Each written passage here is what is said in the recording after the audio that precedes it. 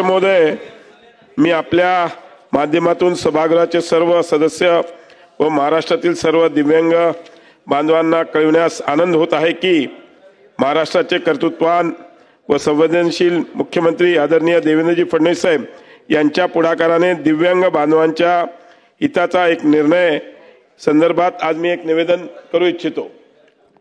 अध्यक्ष महोदय, सामाजिक न्याय आणि विशेष सहाय्य विभागांतर्गत राज्य पुरस्कृत संजय गांधी निराधार अनुदान योजना व श्रवणबाळ सेवा राज्य निवृत्ती वेतन योजना आणि केंद्र पुरस्कृत इंदिरा गांधी राष्ट्रीय दिव्यांग निवृत्त वेतन योजना या योजना राबविण्यात येत आहेत।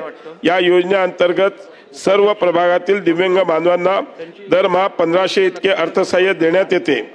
या योजनेअंतर्गत दिव्यांग बांधवांना देण्यात येणाऱ्या अनुदानाच्या रकमेत दरमहा 1500 वरून 2500 2500 अशी वाढ करण्यात शासनाने निर्णय घेतलेला आहे। ह्या आपण कृपया नोंद करावी। मी यासाठी माननीय मुख्यमंत्री उपमुख्यमंत्री सगळ्यांचे खूप खूप आभार मानतो।